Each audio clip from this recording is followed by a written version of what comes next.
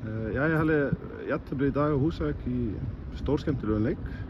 Hver eru þín fyrstu viðbrögð eftir leik?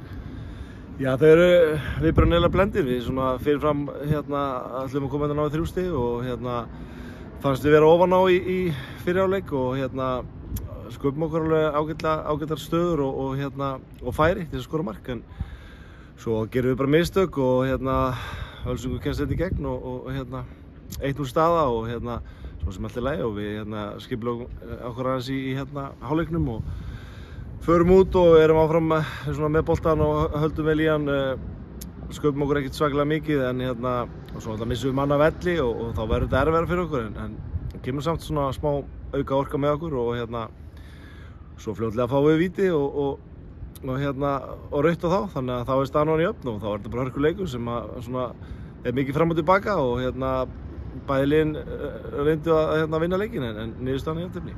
Já, talandi rauðaspjaldið, hvað fannst þér rauðaspjaldið á ykkar menn?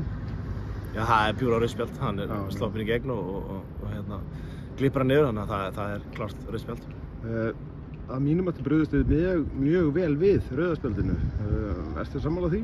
Já, ég segi það kom svona smá einhver auka gír í okkur, einhver orka sem oft gerist þegar steinu ferri og það var jákvætt og menn svona allavega sýndu það þeir vildu og við vorum að reyna og við uppskárum víti og rautt á þá og þá er orðin jafnmargir og svona eins og ég segi, þetta leikurum að þá bara í svona jafnvægi þannig sé og endanum hefði bæði lengi getað stólið þessu. Nú er þið hvað með 11 stig eftir 7 leiki.